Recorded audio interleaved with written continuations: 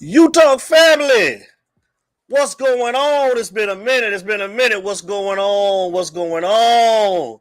2022, what it do? 2022, what's going on, man? Y'all know I got my guys with me, man, and I'm going to be bringing them on pretty soon. But we're going to start off a little bit different tonight. And I want to say thank you to everybody that supported my daughters by buying Girl Scout cookies, and I want to bring them on real quick so they can tell you guys thank you as well. Come on, ladies. Let's go. This is my 7-year-old, Miss Ashlyn Lloyd, and this is my 9-year-old, Miss Deslyn Lloyd. What do you have to say? On behalf of our Girl Scout troop, thank you to everyone that bought cookies from us. Thank you, guys, man. I really appreciate everybody, man. They sold a lot of cookies, and they still buying them, man. Thank you, guys. Okay, ladies. Thank you very much. Now, without any further ado, man, come on, man. 2022, man. Listen here. I got Larry Frank Jr. and I got George Diaz, boy. Hey, listen, they back there in the chat smiling. These boys ready to get it in tonight. I got my team with me, y'all. I got my team with me. 2022. Larry Frank, can I act cocky just for a little while? Let the beat ride out real quick, Larry Frank. George, can I ball a little bit, George? Mario, where you at, Mario? Crystal Ball, what it do? Let me bring my boy, Mr. Larry Frank in. Shout out to Larry Frank for the 2022. Larry Frank, I say, what it do? Come on in the chat, brother. Let's give him a hand. Larry Frank, what's going on? What's going on? Hey, you asked, can you bring Mario? I brought him for you. Larry Frank, check it out, man. I know we said we was going to do something different, but I don't want to wait that long. I'm going to just go ahead, Larry Frank, because I see him back there smiling, Larry Frank. Yeah, like he itching, Larry Frank. So I'm going to go and bring him in too, man. Shout out to our boy, man, down there in the bottom. Mr. George Diaz. Let's bring him on in, man. Oh, my God. Mr. Miami. Come on up in here, George Diaz. Give him a round. What's going on, Utah family? It's 2022. Fellas, you're looking good, man. You're looking good for the 2022. Shout out to the Utah family, Thang Nation, man. And shout out to my boy, man, the super producer, Mr. King Judge. King Judge. You know I appreciate everything you do, boy. And what you got going on and what you're doing for me right now, y'all. We got some good stuff coming up, man. So I want to say thank you to the Utah family. Thank all of y'all, man. Listen, man, before we get started, man, we ain't seen everybody, man. Call some names, man. They're in the chat. Holler at our people, man. We're gonna go down the road, man. Coke Dog, what's up, boy? It's on you, Frank. James Freeman, Josh Ayers, Brother Jay, Blaze, Keisha Hibbert. Man, everybody. What's up? Chris Malone, Cuban Kane out there somewhere. You know, just so many of y'all, man. What's happening? Happy New Year. Happy New Canes era. Man, just what's happening? What's going on, y'all? George Diaz, what you got to say? Talk to us, man. What's up, you family, baby? Yeah, it's great. Great to be a Miami Hurricane, ain't it? That's what's up. That's what it is. That's what's up. Yes, sir. Listen here, man, y'all. It's been a while.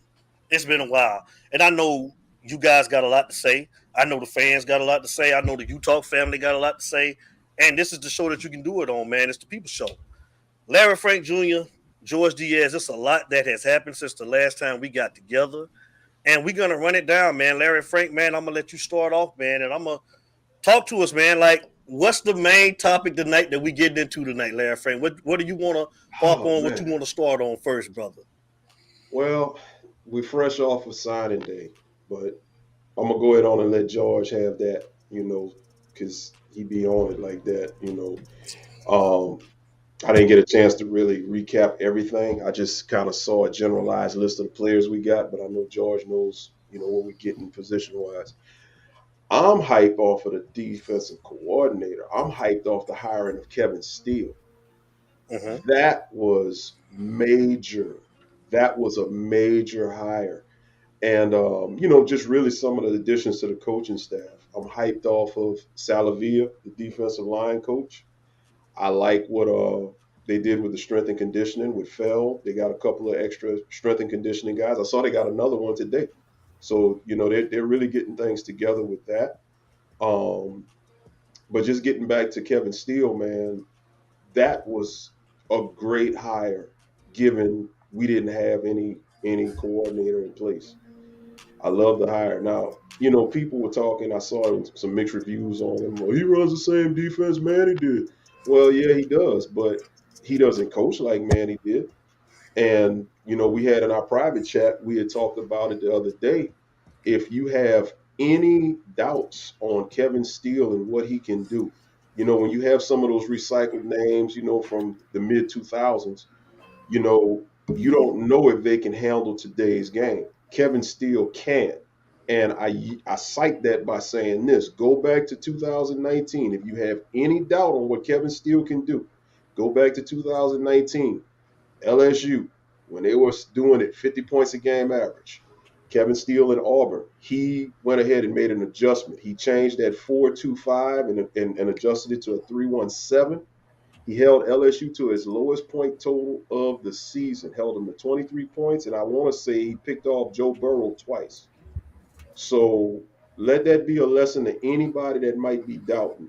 Kevin Steele defensively is going to make a difference. Remember, our problems last year was just poor coaching. Mario has flipped the script on that. We got some good coaching right now. So I'm hyped off of that. I'm hyped off of, just the guys that we got that we were able to get in on signing day. Um, Shouts out to the homie, Citizen, Trevante Citizen. I mean, he shocked me because I swore to God Me he was too. going to LSU. I thought it was a joke. When I saw he was at Miami, I'm like, man, why y'all pranking people? It's bad enough, Shamar got everybody, pranked and All all right. that, playing with people. But man, I'm just feeling good, man. Like I said, the direction of the program and Mario is all business. And now the next order of business for the few spots we got left, you got to see, who you can get via the transfer portal to finish shoring up those positions of need. I would say look at Auburn right now. Auburn has a little bit of trouble going on right now. So, maybe poach some of those guys, if you can find somebody. But feeling good, man. Feeling good overall. Feeling good overall. George Diaz, man, what's your thoughts about what's been going on at the University of Miami? Love it. Love everything that is going on.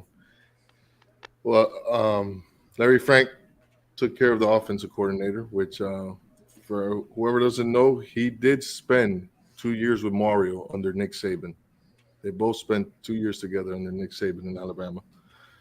So that's where he comes from. We got 14 signees and 5 transfer as of right now. For anyone who thinks it's over, it's not over. We're going to have a couple more transfers.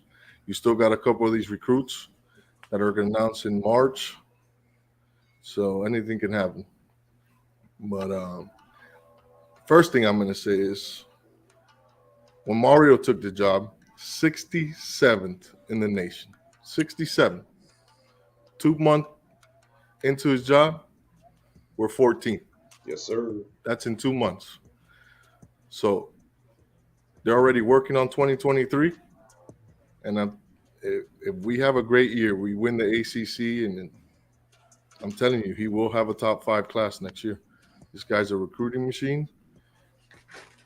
And if he did this in 2 months, I can't wait to see what he could do in a whole year cycle. So Yes. let's get it. Let's get to work. Tell me a little bit more about this kid, Cyrus Moss, from Bishop Gorman, Las Vegas. What's the word on him? 6'6", 220 pounds. He'll be playing the defensive end. Okay. No, he won't move inside. He's just straight defensive end. Okay.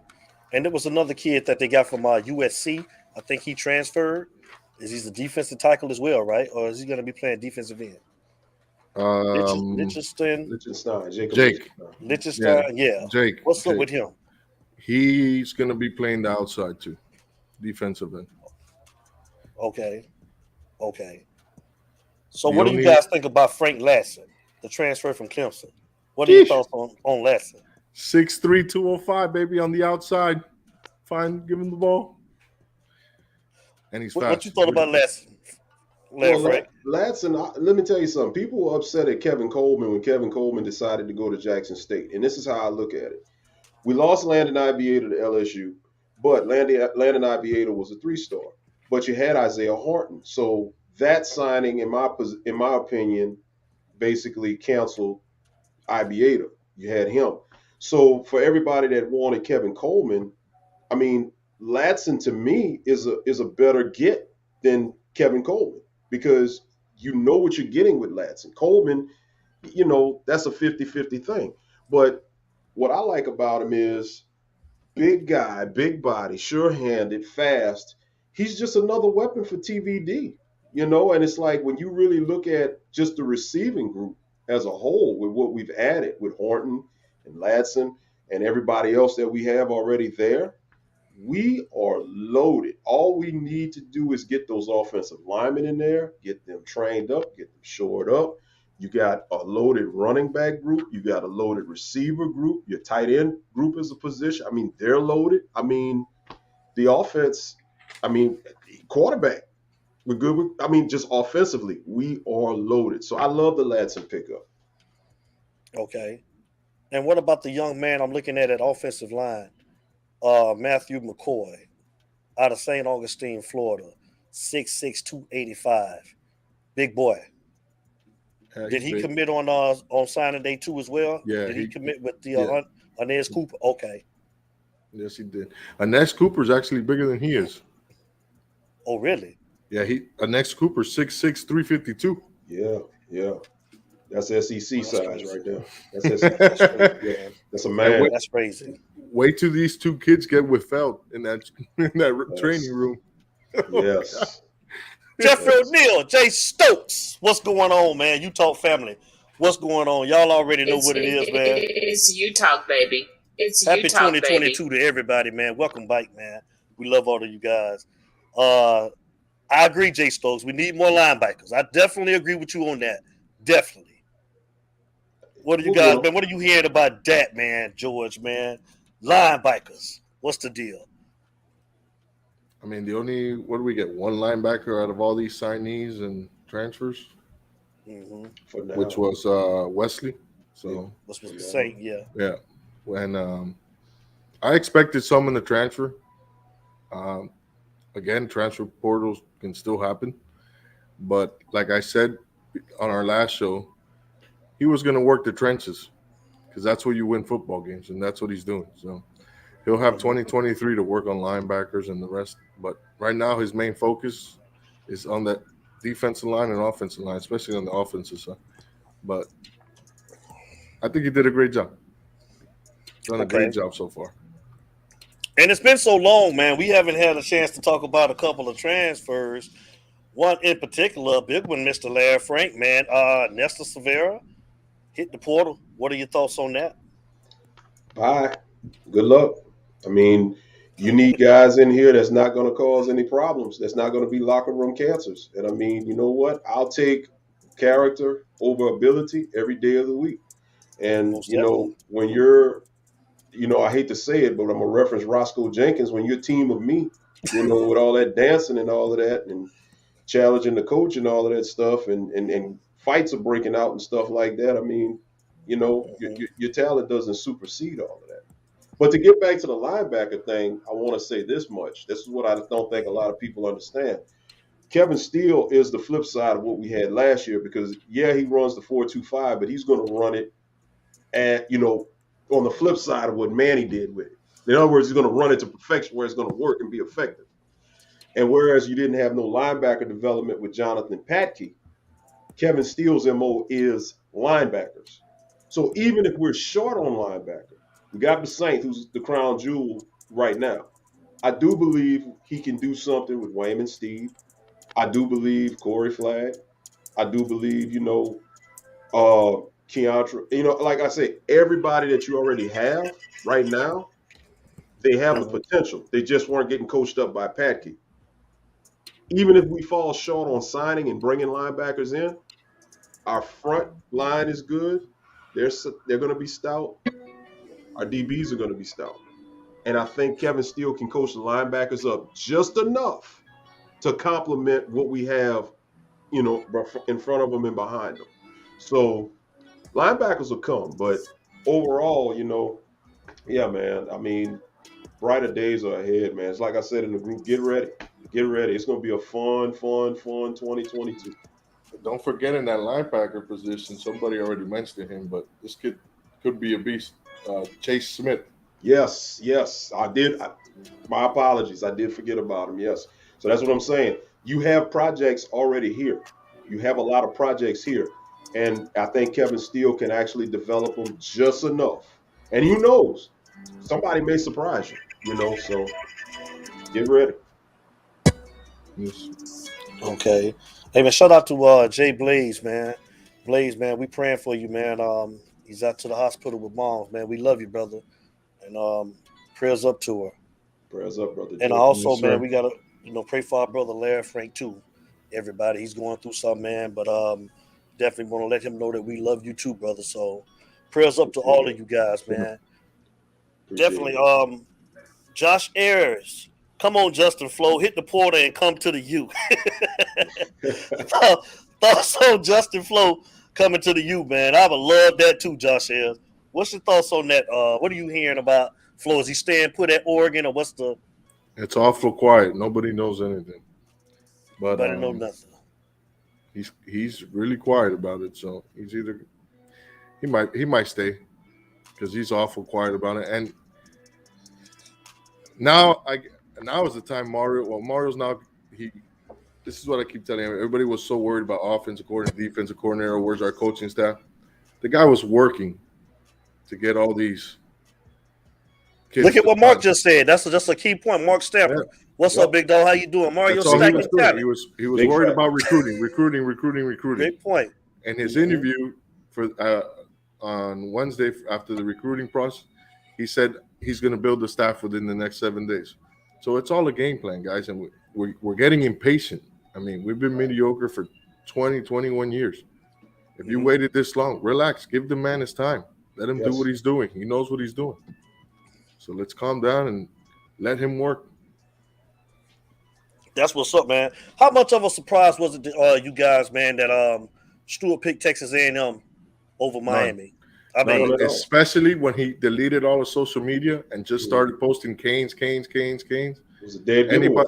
Anybody I told I said, don't drink the Kool-Aid. He is basically just making fun of all of us because he ain't coming here. So Yeah. he's just trolling.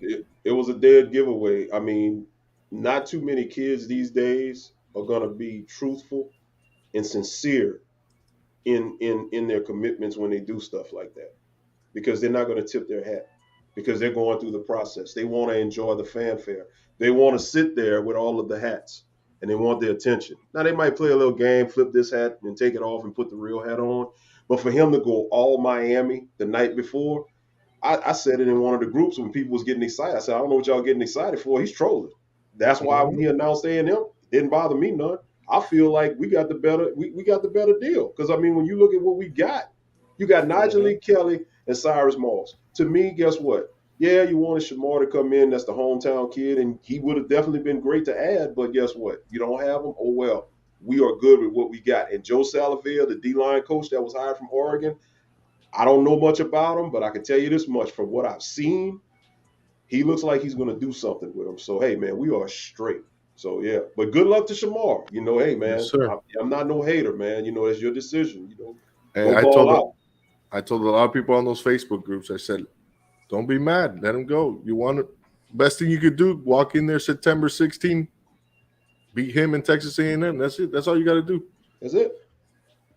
Speaking of Texas A&M, the schedule was released. What are you guys' thoughts on the new schedule? We always do this thing to where y'all already know where I'm going. Hey! See you. Y'all already know where I'm finna go.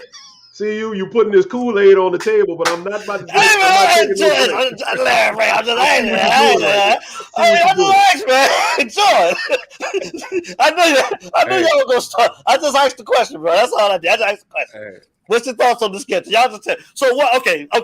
Let me ask y'all this. So what games do y'all plan on attending with the new oh, schedule being? Should I say that? all 12. Oh, 12. But George, I know you gonna be everywhere. Hey, George is Blaze, in I know there. George going everywhere, man. George is in there. I'm looking at A&M and Georgia Tech for sure. I'm working on seeing what I could do for Florida State, but that's a little bit too close. And like I say, I mean, with the events that happened, today, I mean, I might well let everybody know. The prayers were asked for me because right before we came on, I found out that my grandfather passed away. As y'all know, my dad passed away 4 months ago. He was taking care of him. And when he died, I assumed that responsibility. So I just tried to make everything as best for him for this transition, and he passed away. So I'm going to have to use some time beginning next week to handle that. So that's going to take away from my time at work. So basically what I'm going to do is A&M is a go, and Georgia Tech is a go. So I'm gonna see whatever time I got left. I'm gonna try to squeeze in one more. I'm gonna 2 for sure. I'm gonna shoot for 3. Okay. My Well, condolences to you, Larry. And Thank you. just so you know, if you want to make that FSU trip down here to Miami, you can stay in my house, man. All right. Appreciate you. You can stay in my house, and if you need a ticket, I got you. Anything that comes down, I got you. Appreciate you. I just because got to we see know if he I'm gonna have got the it. extra We time. know he got you, Larry Frank, because Yeah. we seeing all in the pictures doing this, and he all like this, Larry Frank, and he doing all this. And depends on, we know he got you, Larry Frank. Yeah, I But look, appreciate you, and shout out to all the chat. I see all of the well wishes and the condolences. Thank you. I appreciate each and every one of y'all. Like I say, man, y'all helped me get through it the first time, and I know y'all gonna be there. But yeah, that's the plug right there. George is the plug. So definitely the plug, man. Hey, but Benny Barrett, I know the chat. I'm kind of behind. I'm gonna catch back up, man. But I want to, Benny Barrett. I'm glad you asked the question because they want to, they finna chastise me. So I'm gonna put it on up. What you say, Benny Barrett? You say 93? What you say? They want to joke. I think that's fair. I think that's fair. That's actually I everybody. think that's fair. A lot of pages that have been doing the schedule releases already. That's what they put us on, 9-3. Okay, y'all come on with it. Put it up there. I want to see y'all. Put it up there. And I said, well, I told you, Larry Frank. I told you 9-3 too. I mean, I don't know. I think that I think we can do. I think we can run the table if you ask me. I'm confident. I'm gonna chill because every time I make a prediction, I just jinx the team. So I'm just gonna sit back and watch. I ain't going 10-2. I ain't going 11-1 this year. I'm gonna just sit back and watch. I'll take RC it over. Code, I'm coming to you, RC Code. I'll take it over, Larry. If we beat Texas A&M, we're 12-0 going to the ACC. Saying it. What's today's date? February 4th. Oh, you calling that? I'm calling it. You stamping that? We beat Texas A&M. That's the only stamping that? The only game that scares me on that schedule. We beat Texas A&M 12-0. Hey man, James Freeman seen the thing. So I'm coming, James. I'm coming. I'm coming to all of y'all. RC Cocaine, I see you. 11-1. I'm rooting James Freeman 12-0. I'm rooting at George. Brother Jay Blaze 10-2. Because Chaos Finn say 11-1. I can roll with y'all with that 11-1. I think I can get with y'all with that 11-1. Charles Kidd, what you say? I'm a root. 10-2. Heat on the Bulls say 8-4. Dang. Heat on the Bulls. You gonna say 8-4? Heat on the Bulls? Hey, we got a call, man. I'm finna ride. That's Cuban Kane. That's Cuban Kane. Yeah. Hey, I'm finna. We got a call. It's you, Tom. Call the station name and where you calling from. Oh, you already know who this is. It's the Italian Stallion 2022 style, baby. Yeah. Welcome my boy to the show, man. Mr. James Freeman is in the building, man. You talk about it, man. He in the building. James Freeman in the building. 2022.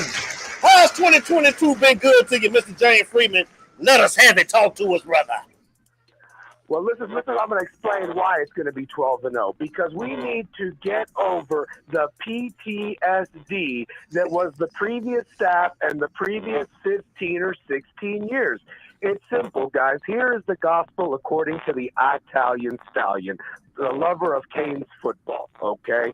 Okay. If we stay injury-free, okay, and I know that we've had some bad luck with that, but we are due. We are due. And here's the other thing. Like my boy George has said, like my boy Larry has said, we are recruiting and stacking chips for if a guy goes down, next man up, because we will never be in the position that we were in before. That's what the deal is. When you lost a guy and there was like a 2-star or a walk-on behind him, that's unacceptable, and that is not going to happen under Mario's leadership. I believe that. I truly, truly believe that.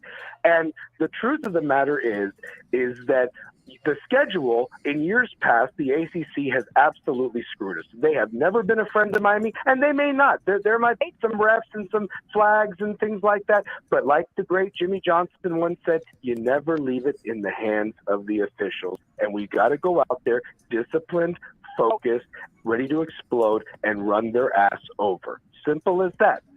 Like Josh Ayers just actually put up there, Miami has 2 warm-up games before Texas A&M. Mm-hmm. This isn't like, the Gators or Alabama or LSU, where, this was the first game. We really didn't know what we were dealing with and so forth. And, we were breaking in a new quarterback. I mean, this is, or a quarterback coming off of an injury. This is for a quarterback that has proven himself, of course, against ACC competition, but he's going to have actually an offensive line in front of him. I truly believe that. And the skilled players are going to get better. They're going to get stronger with Feld and that strength and conditioning team. Me and George were talking about that a couple of days ago. It's the truth. It's not just Aaron Feld, who's amazing, but he's got his assistant. He's got the guy from Georgia now there. I mean, they've got a team of strength and conditioning working with guys. And you've already seen a couple drop like flies because they can't hack. When this fourth quarter program is going to be in place, we're going to be the ones, not Alabama, not just Alabama and Georgia. We're going to be the ones that say, we're leaving you in the dust in the third quarter. Hopefully it's done by halftime. That's what we need to aim back for, what I've been preaching for a long time. But back to the schedule, though, I truly believe that this year it falls in our favor. The bye week is right before the ACC. You've got some cupcakes in between there. I mean, you've got a lot of teams, and we've talked about this before the year ended. You've got teams in place right now that are rebuilding themselves, and they have coaches that have never been head coaches before. It is a big step from from being a coordinator or a position coach to being the guy. And we've got a guy that was the guy, won 2 Pac-12 championships, won the Rose Bowl, almost won 3 in a row, and realistically went up to Columbus, Ohio, and punched Ohio State right in the face. So the truth of the matter is that we have a proven coach that's going to do something here. It's not this training wheels that we've been dealing with the last couple of years. We need to get that shit out of our head. Simple as that. And what we need to do is, truth be told, think about it one game at a time. And like I agree with George, if we beat Texas A&M on September 16th, and that's not Alabama, guys. That is not. They lost to a very mediocre LSU team. They're not that great. They're beatable. It might be a very ruckus environment over there in College Station. I'm not denying that. But Clemson and Texas A&M are beatable. And this, as we all know, the schedule momentum is a big thing. And if we can stay healthy and the momentum is there, I think it's there for the taking to go 12-0. And I don't care who we face, if it's Clemson again or whomever on the other side in Charlotte. We win that one, baby. Let's go all in. Let's go all in right now until we're proven otherwise. That's what I got. That's what's up. Awesome. That's what's up. Mm-hmm. Hey, before he goes, James, it was an honor being on your show yesterday, and thank you, man, for all that shout out of Utah. He shouted out Utah a bunch of times, so greatly appreciate that, brother. Oh, brother, it's my pleasure, guys. I mean, just to even be on your platform, and when you guys come on mine, it legitimizes it. I mean, Larry's been one of my biggest supporters for 4 years now, and Larry, my condolences, my brother. I've got my heart is there with you and your family right now. And if you ever need to chat, brother, just always hit me up, man. I'm here. Honestly, I'm a good listener, and I'm telling you, it's rough, and my condolences, brother, honestly. And I appreciate you, bro. honestly, guys, Yeah, no problem. And I appreciate, you, Devin. I'm rocking my Utah gear right now with the hat and the hoodie on, and I wear it every chance I get. So give you guys all the love in the world, and you guys do your thing this year, and hopefully I'll get to make a guest appearance or so in the future. But I love calling in, and I just think that the future. Well, let me hold you to it right now. Let me hold it to you right now. Next show, you want to make a guest appearance next show? You want to make a guest appearance next show? Let me tell Come on you and give me a hell yeah. Give me a hell yeah. Italian will be there, baby. He'll be there with gloves on. Before James goes, man, James, I need you to do me a favor, man, because you was doing this in the group. I need you to go ahead on, man. Give me one of them Feld impersonations, man, because you nailed it. You got. Oh yeah, you got it. Oh, I'll do it. Oh yeah, here we go. All right, here we go. Let me tell you something, guys. So far, we've had 2 exciting weeks of training practice. Guys getting stronger. It's exploding out there. You're going to see receivers running faster than they've ever ran before. You're going to see linemen moving guys off the ball like you've never seen before. Those other teams won't know what they've gotten hit with because they ain't getting juicy like us, baby. Nailed it. James Freeman in the building. James, man, we appreciate you, man. Y'all give him a round of applause, man. James Freeman, man. Appreciate you, James. Hey, we love you, brother. We love you, man. Hey, check it out. Hey, look who I got on the screen. Y'all notice my boy, right? Like, you know I bring him in here, right? Larry, you want me to get him in here? He gonna come on because I'm gonna tell him to come on. Y'all know I got my boy. You want to bring him on, Joy? Let me go in and send it to him, man. I'm gonna get him in here. I'm gonna get the great Coach Hayes in here, man. I'm finna get him in here, man. And you better click on, goddammit, I'm calling. You better click on, Coach Hayes. I'm gonna send it to him right now, Larry Frank. Let me get him in here. Yes, I just can't have him sitting over there. He in the chat talking about what's up, fellas. You better come on in. It's sent. It's sent. You better come holler at your boy. It's sent. It's sent. Yo, we finna get the great Coach Hayes in here, man. We gotta get the great Coach Hayes in here, man. Boy, I like that James Freeman, boy. Ain't he crazy, boy? That's our boy, man. That's our family, man. While we're waiting on Coach to come on, I want to piggyback off of something that James said, which a lot of people, I think, are forgetting. Everybody's looking at Texas A&M beat Alabama, and they did. I mean, you can't deny it. But people are forgetting that Mississippi State, LSU, Arkansas, and Ole Miss, even though Ole Miss was good, but the other 3 were pretty much mediocre. They beat Texas A&M. Now you got to remember, Texas A&M's quarterback, he's out of there. They ain't getting all of this shine right now because they got this great old recruiting class. But you didn't hear me say that. But they got this big old class, so they're getting a lot of love. But let's be honest here. We talked about this in the group chat. What has Jumbo done? What has Jumbo done that really makes him a coach that needs to be feared? Yeah. Other than 2013 and having Jameis and having a good team in Florida State, what has Jumbo done? Why is Jumbo getting all of this fear? Is it because, okay, you just got lucky and beat Alabama? Come on, man. That's a winnable game. Jumbo to me never was that great. Hell, Al Golden had him against the ropes a couple of years with Jameis. So come on now. I mean, that's a winnable game. If we go into College Station and win that game, I expect that game because Miami's going to be ranked.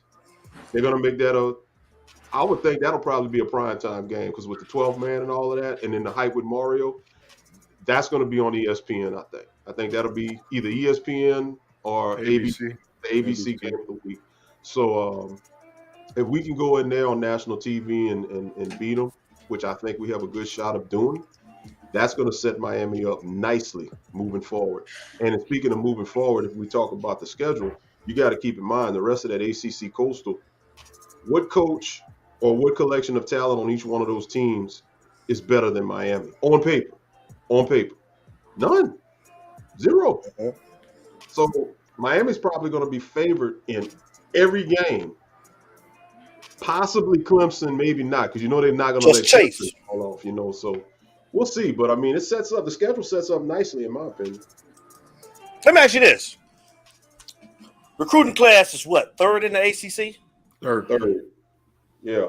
Okay, North and I think we Carolina's signed first. like who is number one?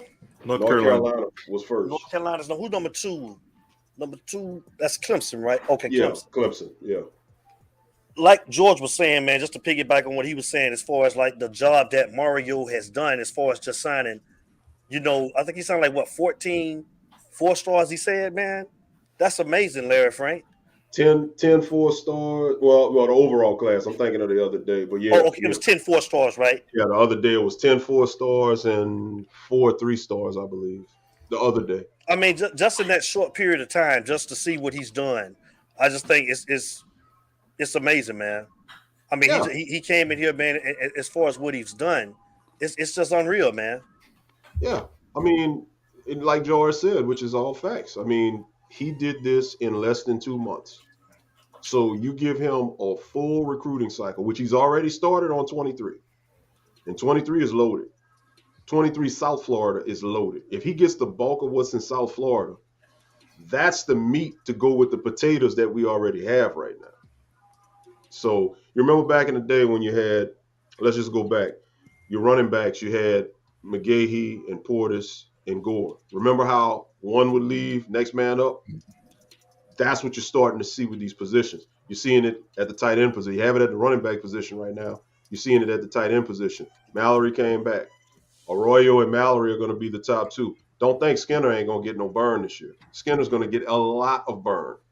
So as Mallory gets out of here, then Arroyo and Skinner are going to be the next two, and then he's going to start targeting another one. Same thing with all the wide receivers.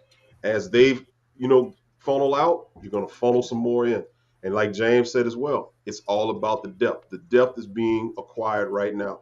People forget. Everybody's looking at the wins and the losses. Recruiting is the lifeblood of college football. If you don't recruit, you might have one good season, but moving forward, it's going to fall off. What's up, B? What's up, big dog? I want to bring back up Heat on the Bulls 2-0, but that sounds like QBK, man. That's him. That's him. That's QBK. Yeah. Hey, Cuban. Let me ask you though. You say what's the difference? What about coaching, QBK? You don't feel like that we got to upgrade in coaching, man? That's going to be different this year? Talk to us. You ain't called in a while neither, man. Call up here, man. I holler at your boy. Cuban ain't a Mario fan. I can tell you that because me and Cuban have had conversations about that. He ain't a Mario fan. So I'll let him tell his side, but I know that's what it is. Yeah. They own the Bulls right now, but guess what? Check them standings right now. He ain't gonna talk about that. He don't want to talk about that. Hey, y'all feel free to call in, man. Talking about 2023, that elite prospect day here on that weekend. I haven't seen so many star-studded players in that building in so long. I think there was 10 5-stars, about 25, 30 4-stars. There was over 150 guys in that within the whole day. 150 prospects or recruits, whatever you want to call it. It's a great feeling. It's a great feeling. And another thing that I love about Mario, he's building relationships with all of the local high schools and the coaches. Something that Manny didn't do. Like if Manny might take a shot at somebody, and if he gets them cool, but if he feels like they're not coming, he wouldn't even try. Mario said, "Bump that. We're going at everybody," and that's what you have to do. That's how you roll the state. He already offered a scholarship for Manny. It's a 305 number, so I'm assuming I know who this is. My Cuban came right here. It's Utah caller. State your name and where you're calling from. This is Heat on the Bulls 2-0, and we also beat the Lakers. Oh God! And we are the best team in the East. Yeah, this is him. The standings don't say it. Cuban. What's up, Cuban King? What it do? What's up, fellas? My condolences, Larry Frank. I know how tough it is, man. Thank you, brother. Appreciate you. I've dealt with that too, and it's not an easy process, man. My heart's out to you. Much love. But so let's talk about this Kane stuff. Last year we had Devin, aka Rhett cut the checks for fan who like, oh, this team is gonna lose 2 games last year. You know what I'm saying? When Rick came, oh, we're gonna lose 2 to 3 games. yes, Larry Frank, I am not the biggest Mario fan, but I'm gonna give him a shot. He's our coach. I'm gonna rock with him. I was what's my homeboy Ole Miss. I was a Kiffin fan, right? Yeah, fair enough. But Same here. it's like Same here. we sound every. I mean, George knows more than us, right? George, I need you to tell us, like, what's the difference? And great, the recruiting is great, but the players, like, are they staying extra? Are they working out harder? Or is it the same stuff like you get a new car, oh, I got the best new car, and then, after a couple months it wears out. It's like, what's the difference in the program, George? That's my question to you. All right. To answer that, you walk into that school right now, the environment's completely different. The kids are all for it. They're hyped. The training ain't the same. You talk to any of these kids, if you would run into any of them down here, ask them what's up with these trainings, and they'll tell you what a difference. It's night and day, man. It's really night and day. I'm telling you, this Mario gets in there 7 a.m, doesn't leave till 10, 11, midnight. Guy putting in hours. The kids are putting in hours. Manny, So 4 p.m. Would you 4 say p.m. Everybody was home for Manny. 4 p.m. Everybody was home. Yeah. That makes it so different. like in basketball, in sports, they're like, oh, players play like their coach or act like their coach, right? I mean, if you were to talk to the players when they transferred from Golden to Mark Richt, everybody said, oh, the training was so tough, SEC program, so on and so forth. And it's like, later on, it was the same results, right? When Manny came in, the new Miami, blah, blah, blah. It's like, I guess I've been beaten down over these past 18 years. You know what I'm saying? I'm like, I've heard this before. It smells the same. It looks the same. It's like, I guess I have to trust the process. You know what I'm saying? But it's just difficult when every new coach is like, oh, the program is better. Oh, we're doing this different. Oh, it's hype around the program, right? And it's just like, I guess I'm just in that point. Is like, I need to see the results, and this has nothing to do with Mario. It's just the talk every time we get a new coach, right? It's like, oh, That's fair. we're training harder. That's fair. Now, oh, we're doing this a little bit better. You know what I'm saying? Here's the other difference. A lot of our coaches were coming from these small schools just because they were doing big things in these small schools. They thought they could do the same thing in a Power 5. Don't work that way. That whole coaching staff that's coming in now, they all have experience in a Power 5. So to me, that's a huge difference. Paul, I want to go back to a comment that Sigmund put up. What do you guys think about this? What do you guys think about McClendon telling the 23 receivers that Miami will be a running team? The receivers coach that went to Georgia, man. What's your opinion on that? What does he know? He wasn't here but for a couple of days. What does he, like, seriously, what does he know? I don't even know how much of that is true, though. Yeah. Oh, yeah. No, he meant Georgia. He didn't mean Miami. He was talking. Yeah. He was negative recruiting. He was negative recruiting against Georgia. He wasn't talking about Miami because Georgia is damn near an option team. They don't pass the ball. They got all these. Their best receiver transferred to Alabama, right? So it's like, I think he was talking about Georgia. He was definitely not talking about Miami. Now one thing, Mario ain't stupid. Mario knows he has an NFL quarterback back there, and he's not gonna be 60-40 running, right? He knows that he has a QB back there, and it's like, I saw y'all say that we're gonna go undefeated or whatever, 1 or whatever, and 2, and it's like, if you're gonna get there, Van Dyke needs to be throwing that damn pig. You know what I'm saying? And if he doesn't, then we got problems. So I mean, he can say whatever he wants. Like, I'm a little bit like Larry Frank. If you ain't with us, F you. It's like, I don't care. But the interesting thing is, you can tell that the SEC is very scared of Mario. They're trying to take every damn coach we have. It's like, because they know what Mario's going to do. Now, that's one thing that's very vivid. Is like, the SEC is very scared of what's happening in Miami. Hell, I mean, what's homeboy in Texas, Jimbo, right? Jimbo was a little bit nervous about Shamar.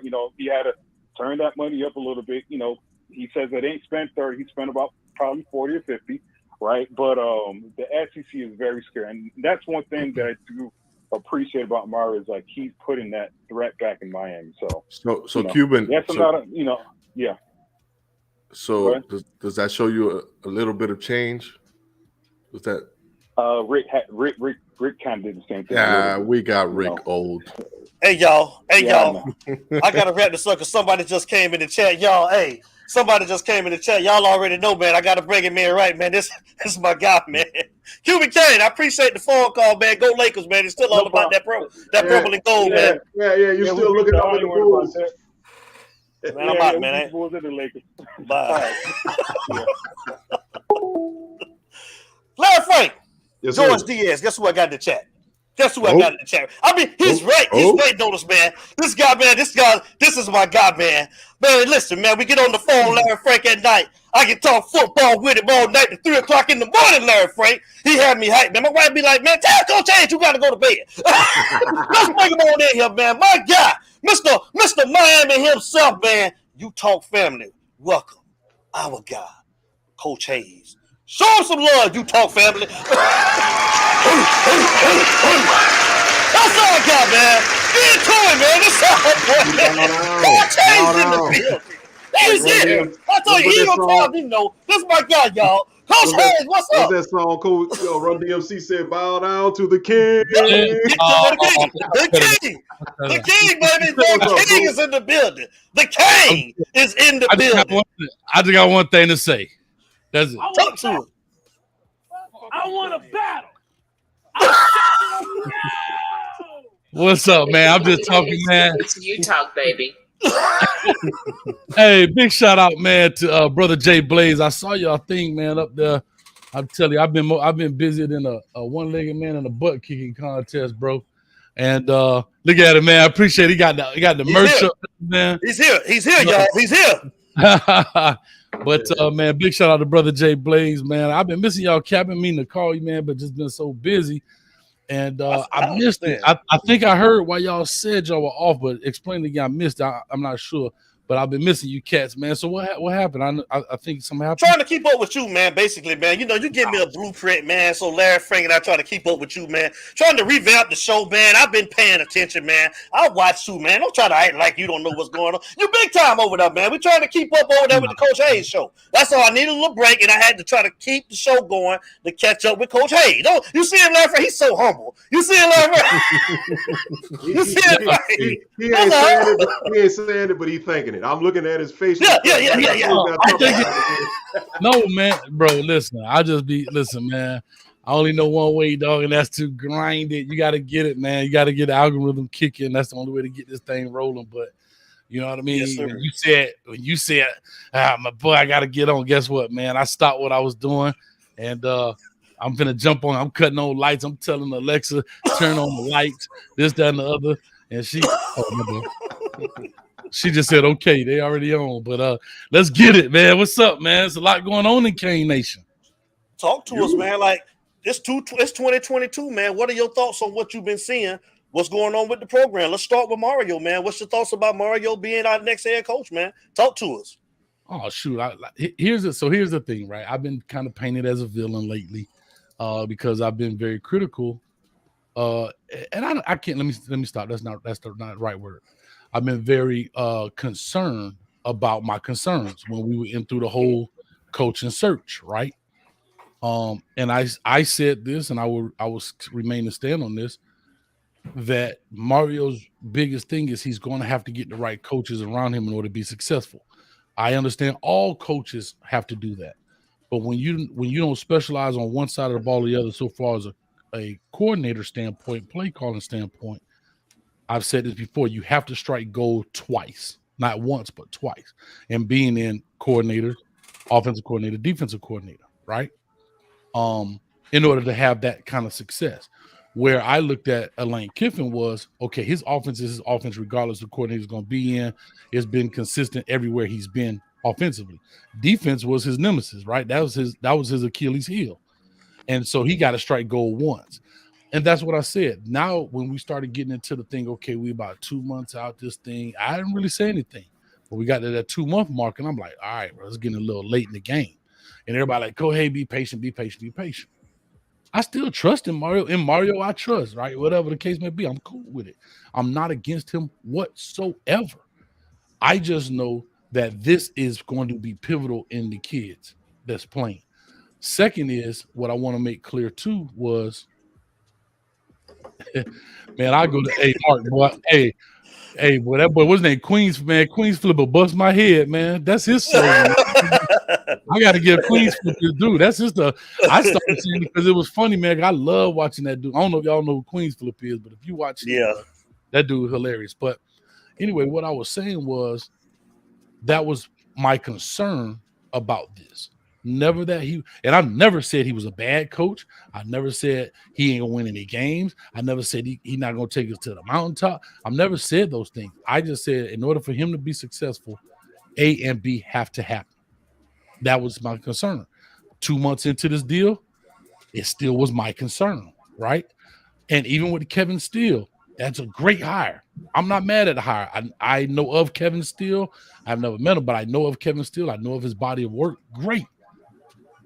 But we still got ways to go when it comes to that. And this is why the hiring is so important. The hiring is so important simply because of the players that's currently in the building, not the recruits that's coming. It's the players that's in the building, the continuity, the relationship, the understanding, the temperament, the installations. All of those things have to happen to form those chemistries. And that's important. So for a Chase Smith, a Bashard Smith, a TVD, a Romello Brinson, a Sam Brooks, a Leonard Taylor, because they got a defensive line coach. I'm just talking about a James Williams. Those guys, that's important because those coaches that are on staff now, you know what they're doing? They can't necessarily be on the field, but you know what they're doing? They're looking at last year's tape, showing the pros and cons, the mistakes they made, what they like, how that's going to be now implemented. Hey, you see what you did right here? Well, in our new scheme, this is how we're going to do it, maybe different. Or you see what you did right there? That's excellent. That's exactly how we're going to do it in this scheme. So you start building the mental aspect of the game with these guys. And, you know, people, don't panic, the game eight months away. If you know football, I said this, bro. This game is the closest thing a civilian would do to war. Never been in the military. Never been in the military. But this is the closest you'll be as a soldier, meaning you have to practice these things every day. Think about it. You practice 5 days a week to play one game for 3.5 hours. Mm-hmm. You got spring ball. Why is spring ball important? Why did they create it? Because you need that practice. You got summer camp. You got fall camp. You got workout. You got all these things to play 10 games. It's not like basketball. You go in there, shoot around, on Tuesday, play on Wednesday, shoot around on Thursday, play on Friday. It's a total different game because you're trying to get 11 people to think as one. And that's why it was so important. So my concern for the coaching hires was more for the people on the current roster than it was for the recruiting. Mario gonna take care of recruiting. I don't care about recruiting, meaning like that's not my concern. Has never been my concern, and as long as he's at the helm, would never be my concern. My concern was more of let's give a Chase Smith who don't have a linebacker coach an opportunity because he's too talented to be sitting there waiting on. All right, what's gonna happen? What's gonna happen? That's all. That was all my concern. Let's go around the room. That was my question, man. What you got, George, for Coach Hayes, and Larry? We'll just go around because I got a couple more things too. What's up, Coach? I'm good, man. How you doing? Yeah, good. I love that background, bro. What you got, man? I need to get how much it costs to need some. Hayes. Coach Hayes, that's a baller, man. He got that bag like you got, Coach Hayes, man. Y'all need to link up. I got a bag, but ain't nothing in it. hey, but like Trick say, I want to buy me a Benz, but I'm 50 grand short. I gotta get this cheese without the boys getting caught. Let's go, man. What's up? All right, Coach, I'm with you the whole way. I mean, I understand that process of the coaching staff, but we were so far behind in recruiting, man, that there's no way he could have handled both things at the same time.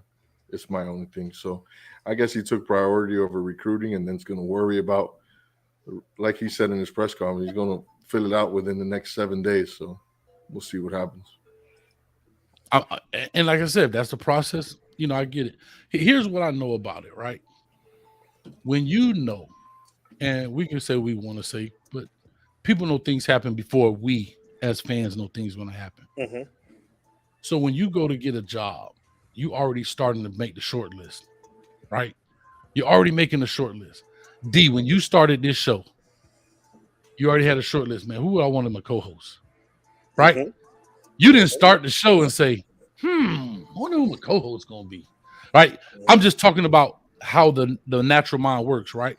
When you start things, I don't know what you guys do for a living, but whatever it is, when you start stuff, you already start building a short list. Now that short list may not work out in the long run for other factors. This guy may have a job, not have a job.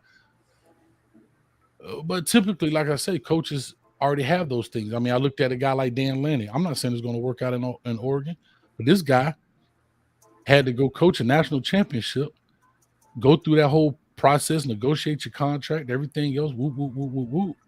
If that ain't a lot of distractions, and then 4 days later, he had him a staff. Now, I'm not asking Mario to have a staff in 4 days later. I didn't even care if it was 6 weeks later or 7 weeks. But when we got to the 2-month mark, I started to get really concerned. That was my only deal. And again, I get it, right? You know, you kind of know where you want to go along. And I've said this before. I'm here for the roller coaster ride. Wherever this thing takes me, I ain't no choice. I'm buckled in. Let's get it. You know what I mean? And that's how I am with it. I wanted the fan base to stop trying to speculate. Oh, he's going to get a coordinator as soon as college football's over. Well, that came and went. The playoffs come. He's going to get a coordinator out of one of the playoff teams. That came and went. The national championship going to come. He'll get a coordinator out of there. That came and went. Well, the NFL season come. He's going to get a coordinator out of there. That came and went. The playoffs going to come. That came and went. Now the Super Bowl here. And what did he get? He got a coordinator that didn't even coach last year. And that's okay. I'm not knocking it. But what I'm saying is for the fan base, woosah.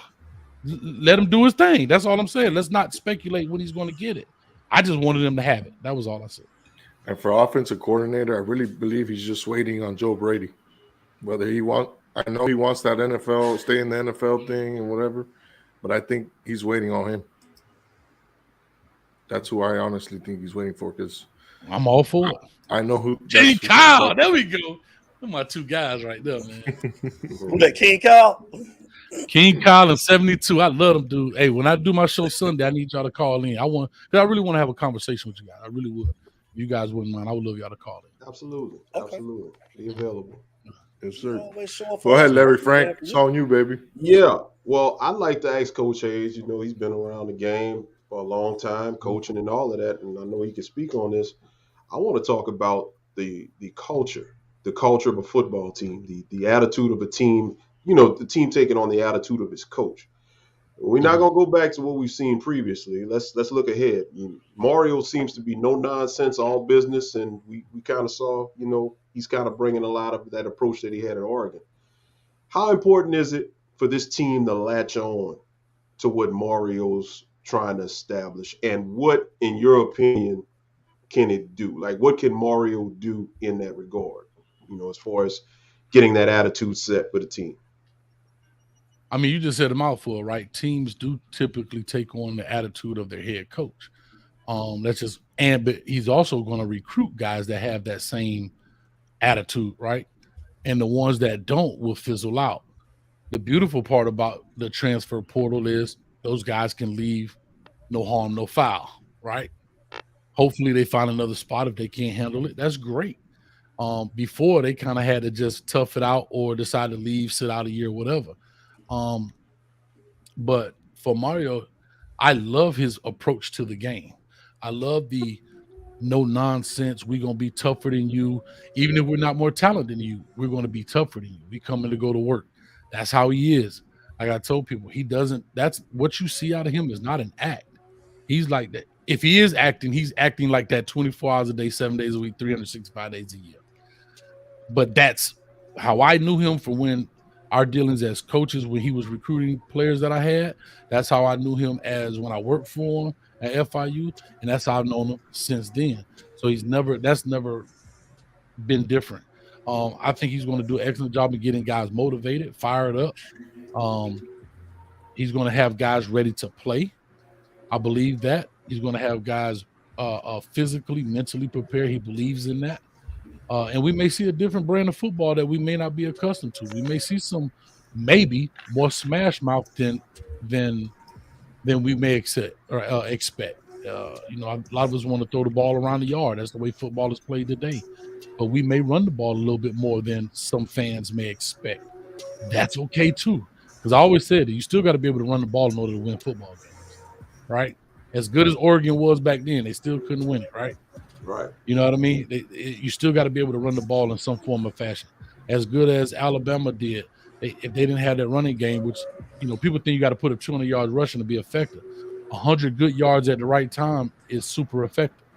You know, that's just part of the game in that aspect. But that I think that's the first part was how does he affect that? The kids need to latch on, and our kids, it isn't for most of the kids that's coming out of the South Florida area. That's already in them because most of their high school coaches are built like that. So this is not a culture shock to them. What a culture shock to them is if the coach come in and just talking, all right, guys, so today we're going to play our game and we got a tough enemy. They're like, that's the culture shock. When a dude come in there fired up and punch a hole through the wall, that's what they're accustomed to.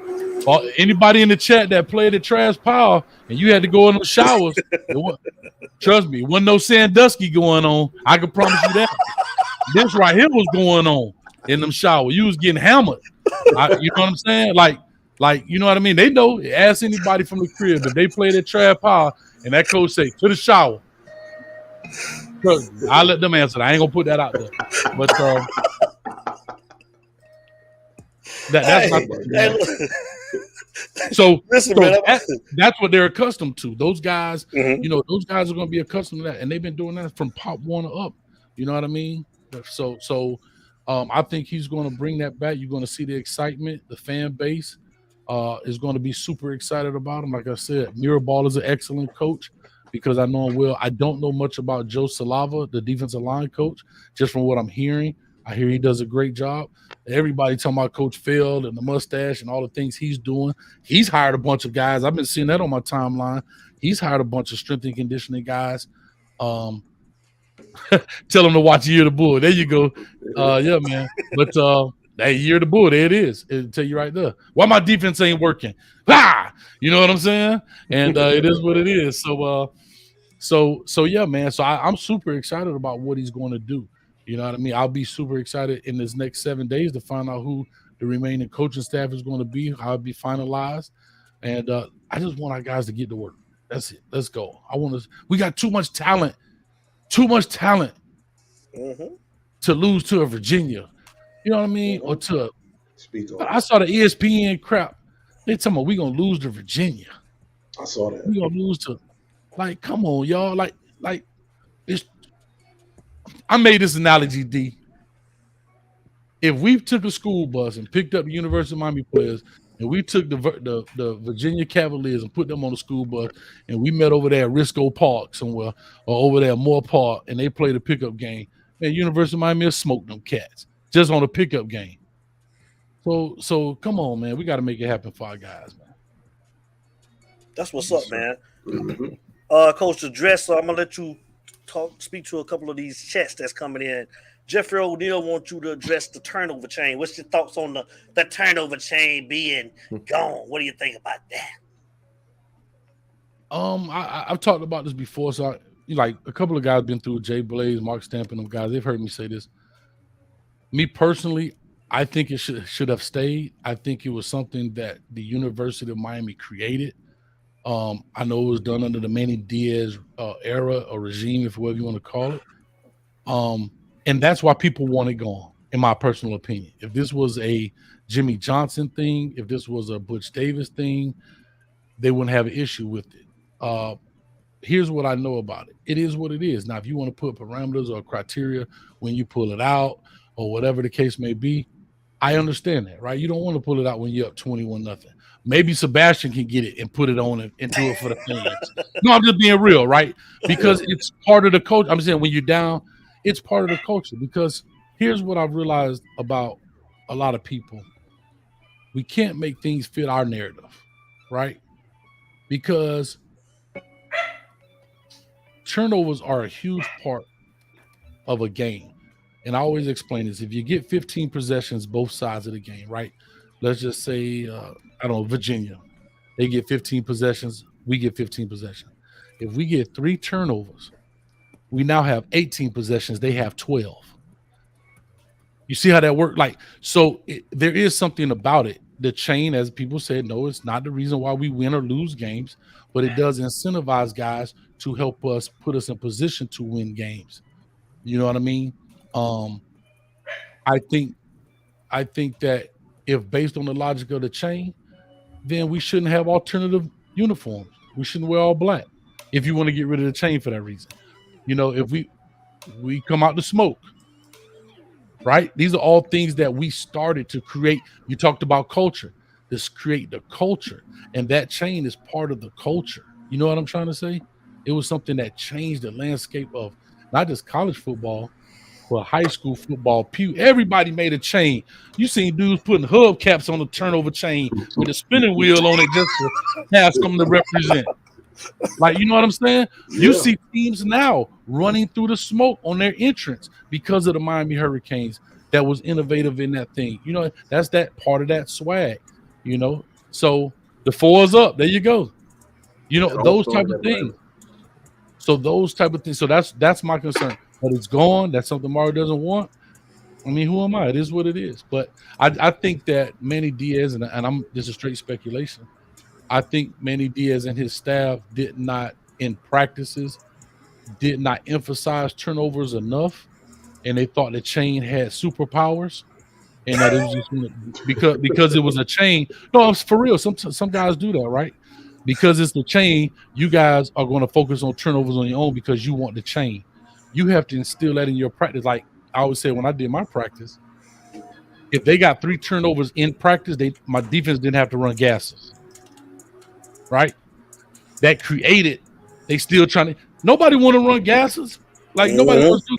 It's easier for me to strip that ball, Right. and then what you do is you create that muscle memory. You create those things. If you think about the many days after that, you didn't even see guys going for the strips. You didn't see guys in the pile trying to get the ball out. You understand what I'm saying? Those type of things. So that's why it ended up hurting us. So that's my take on the chain.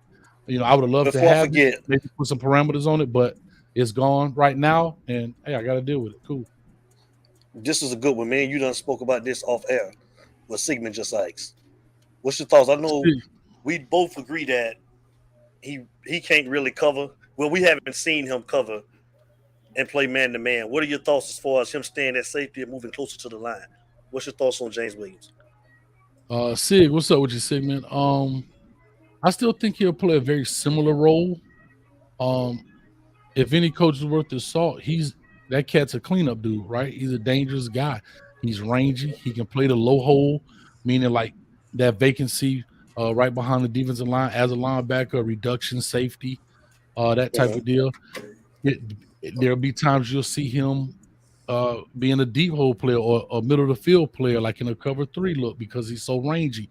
I mean, he covers a lot of ground in a little bit of space. He can get sideline to sideline. Um, but then there's going to be times where he's going to get caught, meaning they're going to manipulate the defense to where they're going to find out where he is so we can play man against him. And I forget what game that was, but we saw that once or twice last year. You know what I mean? And he got picked off. He had to fight his way through traffic. And there's no knock on him. That's just some guys, like, that's just not their strong suit. You know what I mean? He's got 99 other things he's great at. That's the one thing he's not. So let's accentuate the 99 great things he's good at. If you're just joining the show, man, we got the great Coach Hayes. It's you talk, baby. You talk, man, with me, Larry Frank and George Diaz, man. Coach, what you know about Kevin Steele? Defense struggled last year. Do you feel like that'll definitely be an upgrade for what we had calling the plays on defense last year? From what I've seen, from what I know about him, yeah, he's an in-your-face guy. He's our kids respond to that, believe it or not. Here's what he has to do. He has to build a trust with these guys. That's it. Once you build a trust, our players, our young men will respond. But it's a trust factor. I can't explain why a lot of the kids in South Florida like that. I guess I could, but I don't want to dive that deep. But once we trust you, once we understand when you got our back, we'll do anything for you, man. We'll literally cut our arm off because we're pleasers. We want to please. You know what I'm saying? So So yeah, definitely, man. Yeah, definitely. I think he'll do a great job schematically. He's been around the game. I mean, Jesus Christ, what can't he run, right? In a sense. Right. His biggest feat is installing the plays, getting the players to execute at a high level. That's most defensive coordinators, right? Schematically, I don't think there should be an issue. The dude is 60 some years old, been coaching 40 years. You wouldn't be around this long if you didn't know what you were doing, right? So that's that. And look at where he's going when he's around. He's been flying around the SEC, right? He's in that circle, right? Saving them guys wouldn't keep bringing you back if you wouldn't. Only reason they bring you back, maybe you got some pictures of somebody you ain't supposed to have, but other than that, I don't think that's the case. I'm just saying, I don't think that's the case. You know what I'm saying? So I think he's a coach that's worth his salt. Yeah. His only thing is he's got to get the guys to play for him and to play at a high level. And the very first order of business for him is to find ways, do those trust building exercises. You know what I mean? Those type of things, you know? And that's why I think he'll be successful. Good deal. What you got, George? That was my question. I agree with Coach. I think he stays in that safety position. And I saw somebody just say use him like I think they're talking about Simmons from the Cardinals, played in Clemson. Mm-hmm. I mean, he was a linebacker, and they used him on the D line, but I see him staying at safety. I mean, we could use Frank? those guys. I'm sorry, but yeah, man, we could use those guys 1,000 ways from Sunday. If he wants to be labeled as a safety and he blitz off an edge, fine. I mean, let's look at a cat like Palomalu. He was listed as a safety. This dude jumping over the line, tackling cat. This dude coming off the edge. He's back there picking off balls. And the beautiful thing about James Williams, even talking to Footballville, that's known him from young, he's got a very high football IQ. So my thing is, don't limit him in a small zone back there when a dude that's that big and rangy can affect the game from the short side of the field, the wide side of the field, the middle of the field, blitzing up the middle. Now he's dropping back deep in deep third. That's the quarterback has to now say, okay, where is this 6'6" dude at? Where is he coming from? Where is this guy coming? How does he impact? Can I get a read off of him on what coverage they're in?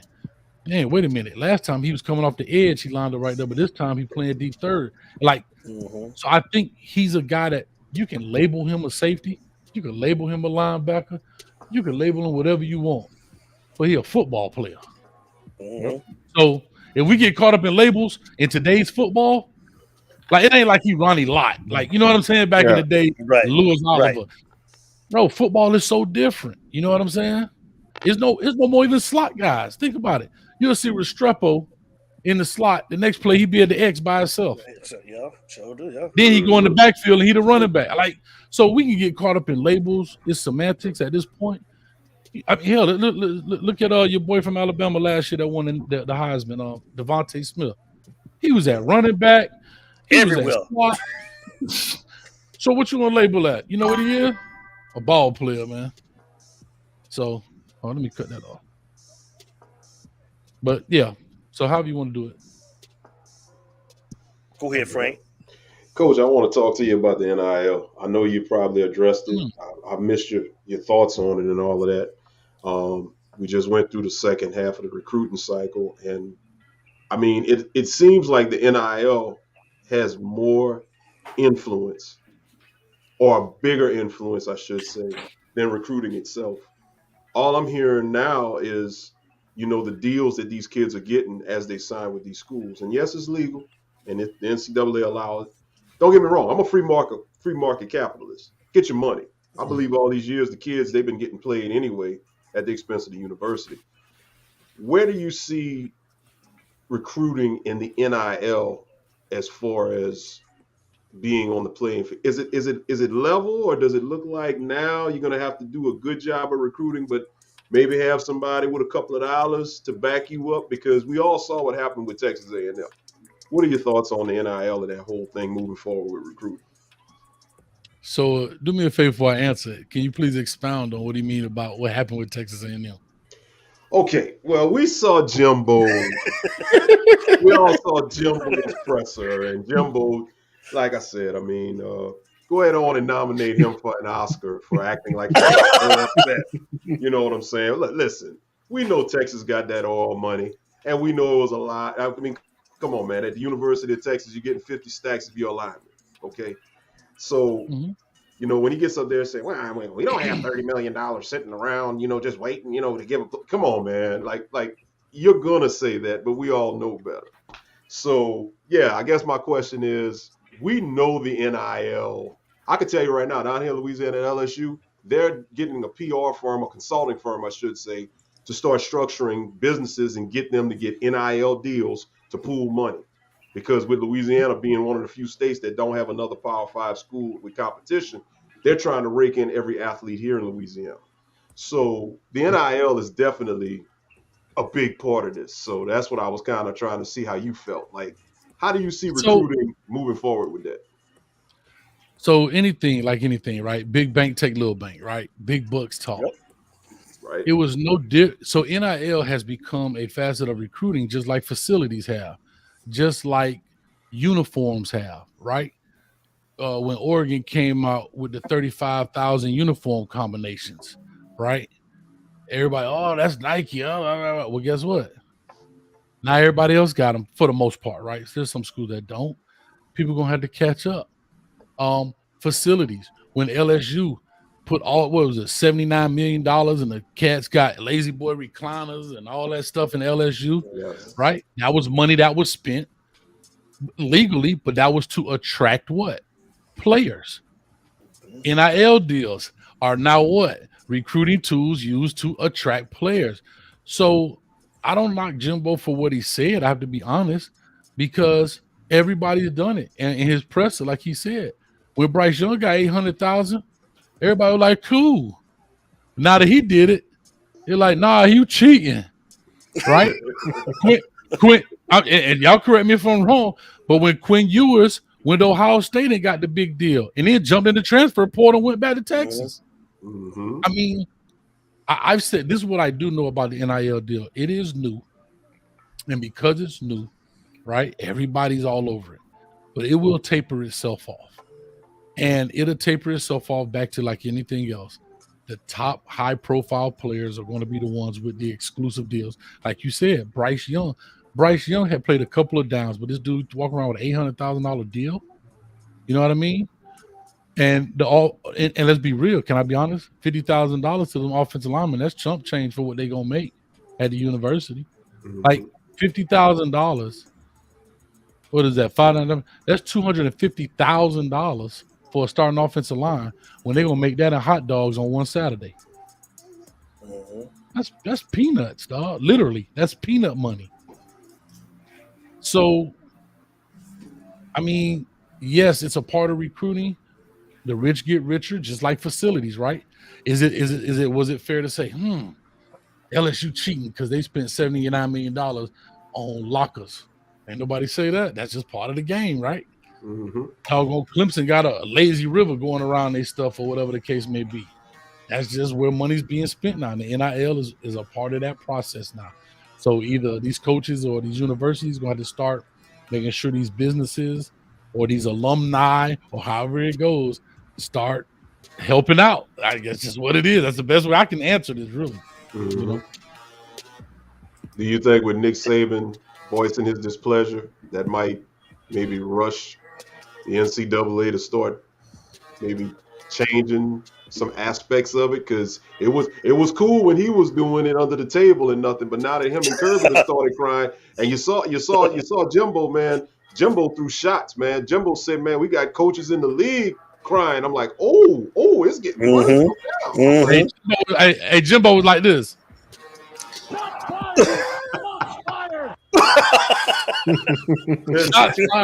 Listen, Coach. When I got to cut you off right quick, but when I heard Jimbo, real quick, when I heard Jimbo throw them shots, I was thinking about Tommy in last season of Power when he told Tariq, I want all the smoke. I want all the smoke. Yeah. No, but yeah. But it's just one of those things, man. You know, as we said, the crib sometimes a hit dog or holler, right? And he got, somebody hit him. And, you know, can I say this? If Shamar got a bag, so what? Yeah, So what? yeah, it's You know legal. what? Yeah. It's legal, and it's also Damn right. been like that. It's been like that since before time, right? Yeah. Since this stuff started going on, that's how you do anything else. We all do it. When we take a girl out, get well, we ain't gonna. When I want to impress, I ain't taking her to doggone Chili's. You know what I'm saying? I'm gonna take it to a more exclusive restaurant. I gotta spend Huh? more money. That's how you woo people to you. You know what I mean? It's we can call what's fair is fair. What is, but it is what it is, and everybody knows this. I To answer your question though, Larry, I don't know. I don't know.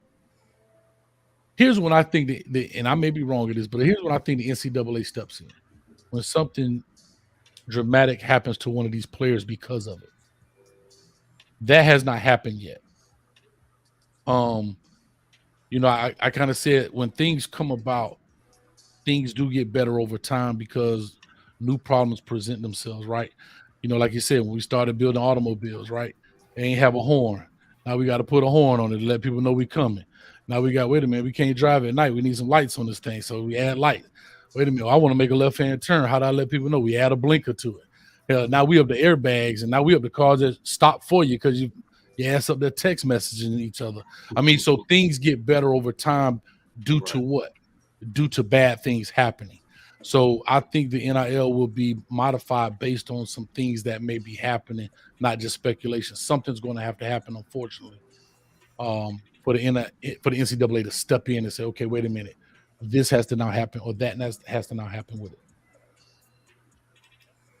Coach, I gotta ask you. We started off the show.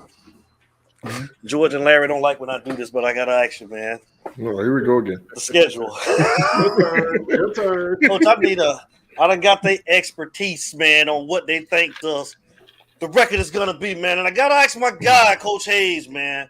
Not gonna do it. He ain't Come on, doing it. Coach, man. No, don't do it. Come on, Coach. Give me a prediction, Coach. Don't do that, Coach. Give me something, man. I've said this from the Give me beginning. some, Coach. I've said, if y'all seen the show, for people that watch it, this is what I said. Because this is how we get in trouble as a fan base, right? This is exactly how we get in trouble as a fan base. When we came in here last year, this guy included, myself included, we going 11-1. We going here. And when we guess what? We beat App State by a game-winning field goal. Everybody ready to throw the baby out with the bathwater. Here's what I'm gonna tell you. I'm gonna answer this for you, D. I told y'all I'm on a roller coaster ride. I want to enjoy this thing. We got the prodigal son. He's back. Guess what? Just like the roller coaster, I'm going click, click, click, click, click, click, click, click. I'm going on up, and I'm enjoying it. And when it go over, is it going to be a big drop that says maybe go woo, or it's going to be like the kitty land where it be like, and I'll be like, oh damn. Whatever happens, happens. So what my expectation is, wherever the bar is set. Once it goes up, but this is what I'm gonna tell you: whatever it goes up, it won't go down. We start off with Bethune-Cookman. If we beat Bethune-Cookman by 40 points, then I expect, talk about expectation.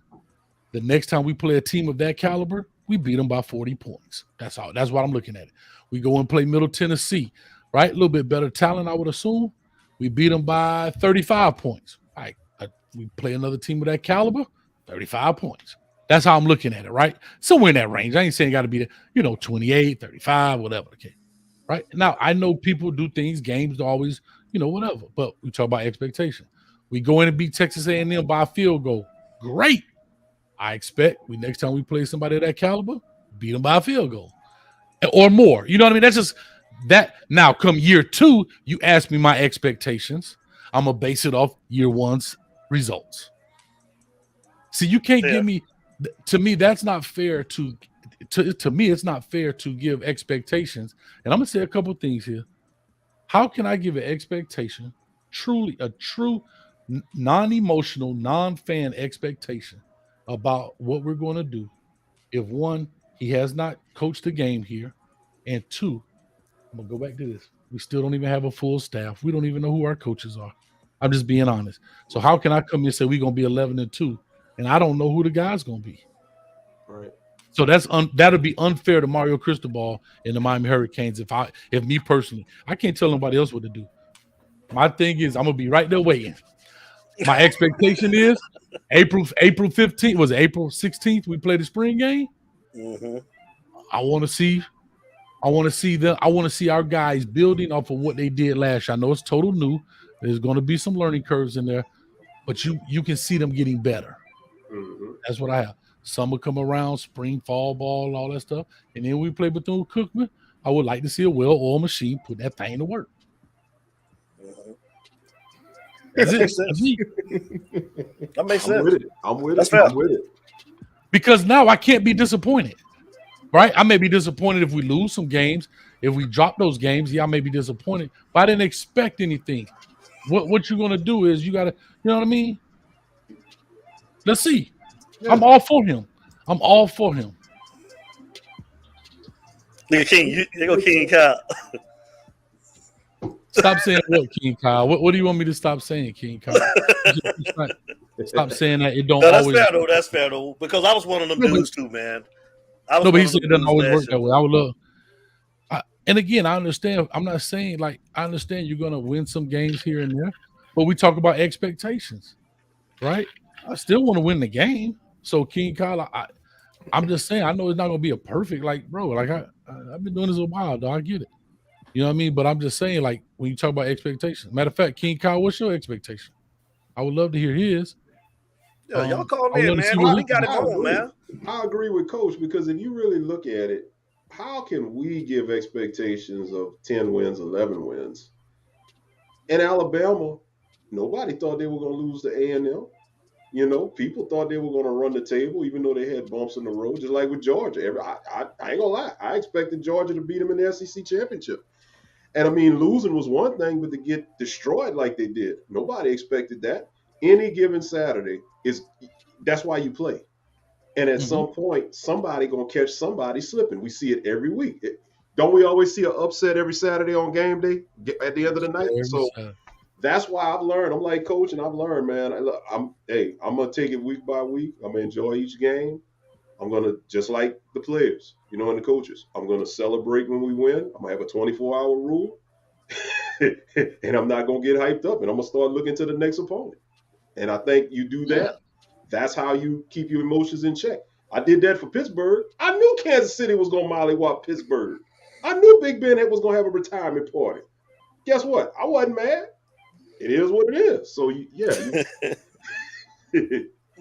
Yeah. And then as you build the program, right, as you build the thing, then you can start building your expectations. That's just how I look at it. Right. He's here. It's new. It's different athletes. It's new coaching staff.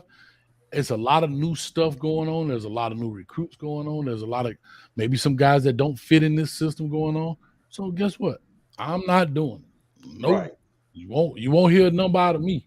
I think what most people are doing, real quick, D, I'll get this in. I think what most people are doing, they're confusing thinking that Miami's going to win a certain amount of games with what they hope they can win given the circumstances. You're looking at Mario and his body of work from Oregon. You know he's good. You know what he's done. You're looking at the collection of talent. So putting all this together, looking at this, I'm hoping we can win 11 games. It looks like we could win 11 games. It's a possibility. But to say, oh, we're going to win 11 games. No, man, because that other team that lines up, they ain't lining up there just to let you win. They're trying to win too. Because here's the deal, right? We had those same expectations. Lord, y'all finna crucify me for this. Yeah, already. We had this same pretty much talent. Because let's be real. These 15 freshmen that we signed up now, I know we got 5 transfers. They're going to make some contributions to the schedule, but maybe not a bunch, right? Would y'all agree with that? Would you think they're going to make significant contributions? No, I don't. No. Collectively. Right? Collectively, they'll come. But I'm just saying, they're not coming in saying these 15 guys, 8 of them going to be starters. Not like right? last year's group. No. So guess what? Right. So guess what's going to happen? Those same players that we have on this roster today, are pretty much your starting 22, starting 25. You know, when I say you got a couple of guys who rotate in through receivers and D-line and so forth. That same talent was on the team last year. Now, again, I know the coaching is different. That's why I say y'all gonna kill me. But we have the talent. I don't want to put the expectation on Cristobal right now to be 11 and something just because his name Mario Cristobal. You know what I mean? Right. Right. So I don't want to put that expectation because you have to remember Mario Cristobal still not coaching everybody. Right. So I it would be unfair for me to say, hey, if I don't have all the information, like I said, we still need a linebacker coach, we still need a safety coach. I think did they not name DVD as the corners coach by now? Have they done that? Not yet, but I think he is going to be the cornerbacks coach. Right. But my thing is he's not been named yet, right? He's not been officially named. So yeah, he's there, but that's 3 spots. On offense, we still don't have a tight ends coach because I don't think Coach Fields has been officially named. Am I right? You have a tight ends coach. He's been officially named, Stephen Field? No, what's his it's that other guy that came from Oregon. What's his name? Oh, he's the tight end. I didn't know who. I know Coach. Only guys I know was Coach Mirabal, Joe Salava, Kevin Smith with the running backs. Kevin Smith is a running back from Ole Miss.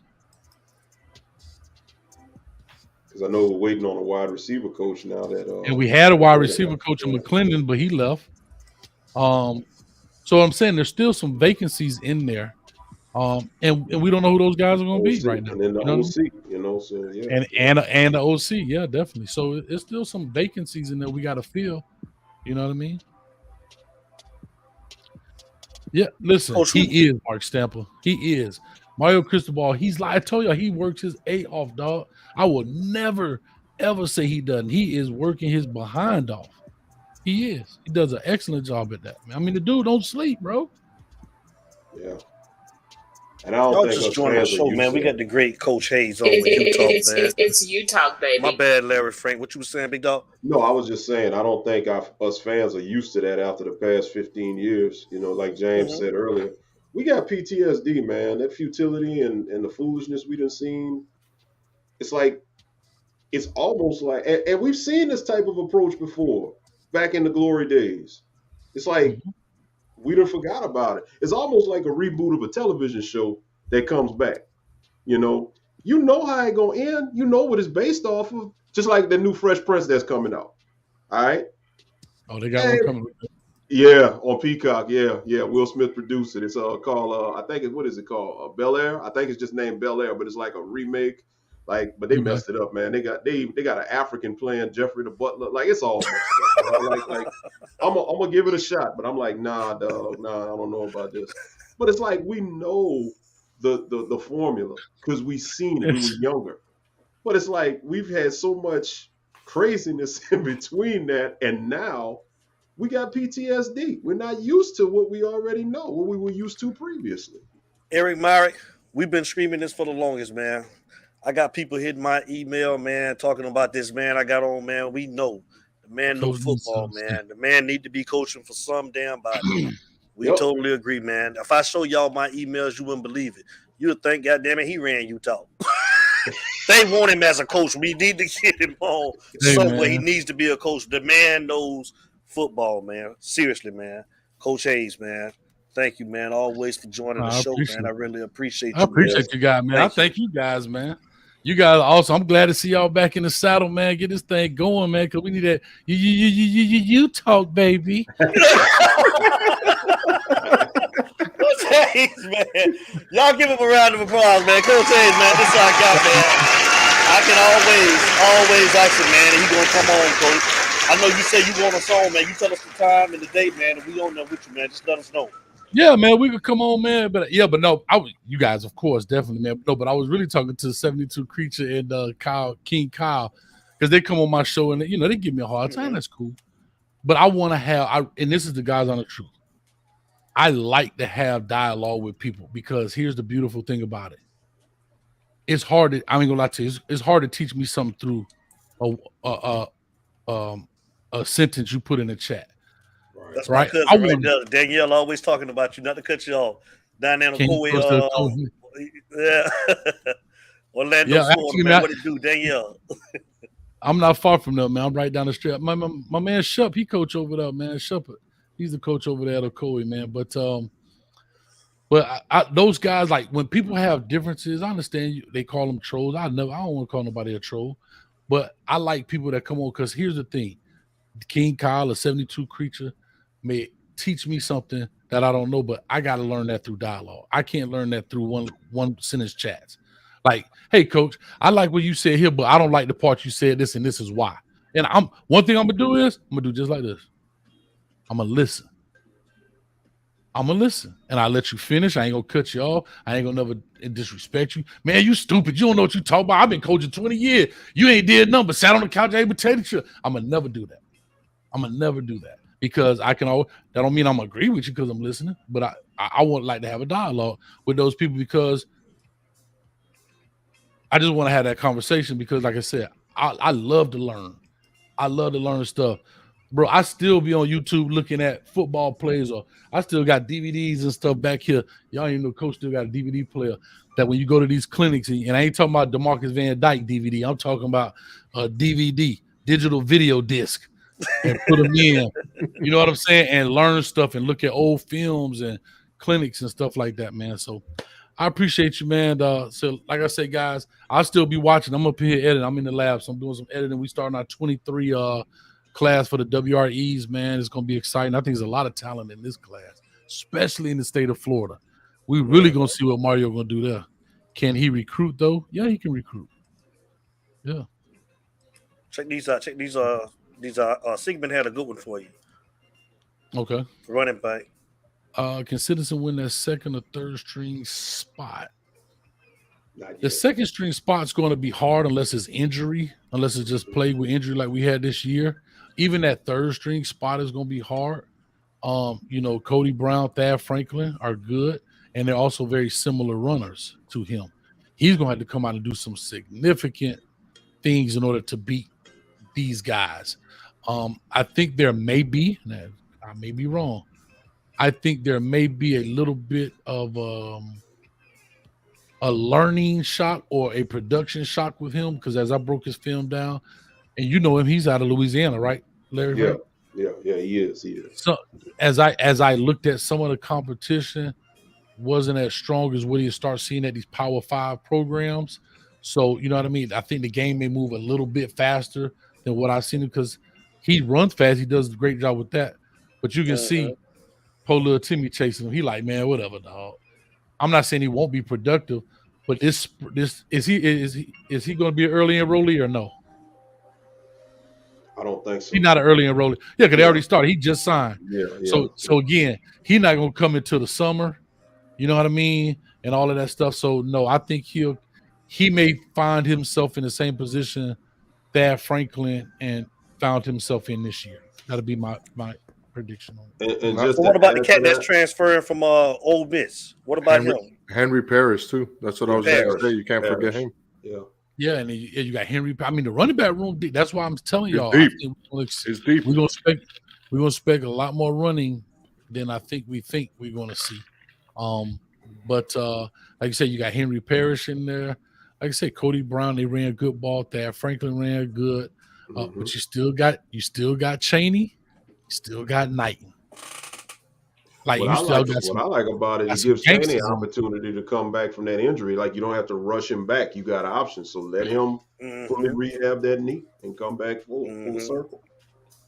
Yeah. So it's gonna be tough, man. But here's the thing: the beautiful thing about it, if they that's a good one, Coach. Look at that, Coach. Who the first one gonna be? Well, that's my answer. I was actually answering it. I don't think anybody should transfer if they bide their time. Take control. Look at Brian Robinson from Alabama is a pure example of guess what? Take your Here's the beautiful thing about college football. You don't need a 4-year resume anymore. You need a 1 year, 2.5 year of full production. That's it. Brian Robinson may go in the first round. And nobody know who Brian Robinson, unless you're a diehard Bama fan or someone you just love looking at rosters.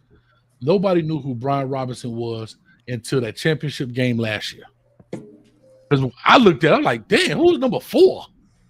Right. And they're like, oh, he coming back next year. Damn. I was like, thank God he ain't a freshman. Like, you know what I'm saying?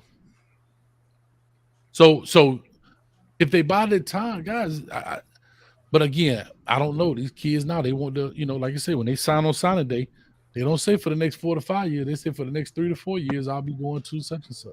So they giving up a year. That they give them 5, they giving up a year. Yeah. So we'll find out, man. But guys, let me see here. Oh, one person said Fletcher and Young could do both coexist. I don't know. Go ahead for 2023. Fletcher or Young, or could both coexist? Build a running back to Alabama level. That is something that has to be found out in recruiting. I'll be honest with you. You have to find the temperament of these kids. You have to ask certain questions strategically to find out their mindsets. Like, that's huge in recruiting. You got to be able to say, okay, I know as a coach, I want to bring in this dude. He doesn't know that yet. This player doesn't. But I got to be able to strategically ask him, you know what I mean? You like to compete? You like to do these? You like to do that stuff? Yeah, coach, I ain't got no problem competing.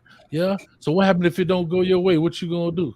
You got to kind of paint him in a corner to find out what he going to do. And then you ask him that same question a different way and see if he had the same answer. You know what I mean? That's part of recruiting, to see what you're going to get. You know what I mean? Mm-hmm. So them stars mean something, but those stars don't tell you a kid's mindset. Stars don't tell you a kid's attitude. Stars don't tell you a kid's temperament, and his want to. So, Right. Yeah. Most definitely, man. Well, I'm going to be listening, guys. Thank y'all for the time, man. I'm right here. Oh, thank you, man. Thank like you. always. Appreciate you, Coach. Got McCain. Y'all check him out, man. Hey, Coach Hayes, too, man. Congratulations on the 20K, man. Congratulations on, man, hitting that 20K mark.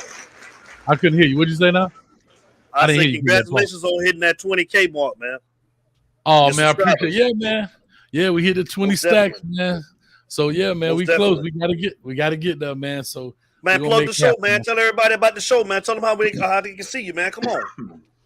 Well, here's what we're going to do, too. I'm going to say this. Everybody know we do the WRE, stand for Watch, React, Evaluate. We look at all the top players in the country. But I ain't going to lie, man. I need my Cane fans to step up. Can I say something? Mm-hmm. Ohio State, Alabama got us whooped, dog. They got Ohio State. They videos be having 23,000 views, right? 17,000. Everybody wanted, like I did a Shamar Stewart earlier. Okay, I know you wouldn't text A&M. Y'all mad about it. I get it.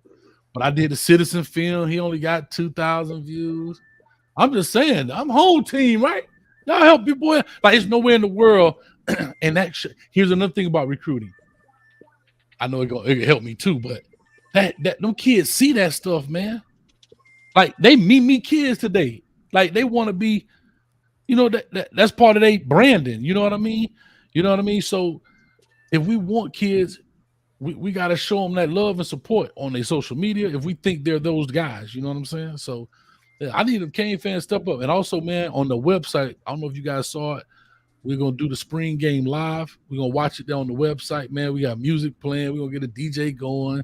And then during the season, we'll do games as well on there live, man. So we just have fun. Me and V12 will be on there talking. I got my man trying to DJ Shut on up there. the V Prosperous, man. Shut up the V Prosperous. What is the V Prosperous? That's my man's in them. But yeah, man. So yeah, we'll definitely chop it up, man. And I'm here, man. We'll be around. So yeah, y'all go hit that subscribe button. When as soon as you hit the button for this show, skip over and get one on Coach Hayes, man. We make it happen. Coach Hayes, y'all, man. Coach Hayes, man. Thank you, brother, man. We appreciate you, man. Thank you, Coach Hayes, man. All right, you too, Coach. Coach Hayes, y'all. I'm telling you, man, the man know football, man. I can be on the phone with this guy, man, all night, man. Dude know what he talking about, man. And we be going at it, man. I say something, he gonna debate you, man. But he know his stuff, y'all. Coach Hayes, man. Y'all, let's wrap it up, man. I'm going to go around, let y'all give y'all the parting words. I got to get up, man, at 7 o'clock and go be a cookie dad.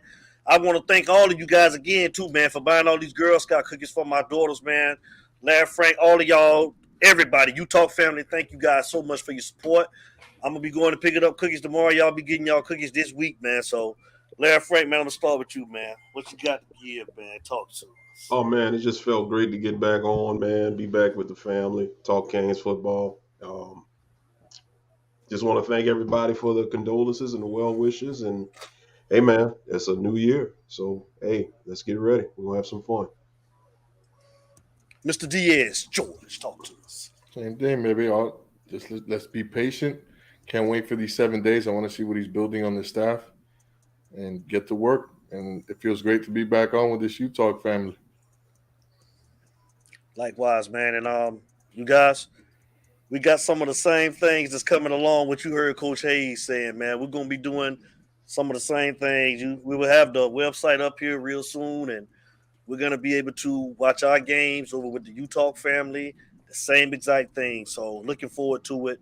I want to say it's been a while, but it was happy to see everybody, man, to hear from everybody. We love you guys. Thank you for the support like always.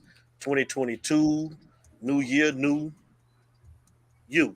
So we bike, man. We coming on bike this year. We're going to start bike every 2 weeks. Next, we won't do one next Friday. It'll be the Friday after that. I got to go out of town. So, again, Larry Frank, man, I give you my condolences. I love you, brother. You know, if you need anything, man, I'm here for you, man. Thank you, bro. So y'all know how we do it, man. Y'all know how we start every show, and y'all know how we end every show. It ain't no us without you, baby. And we out, man. Everybody, man, stay safe. Have a good weekend. We love you guys. Take care. It's U-Talk. It's U-Talk, baby.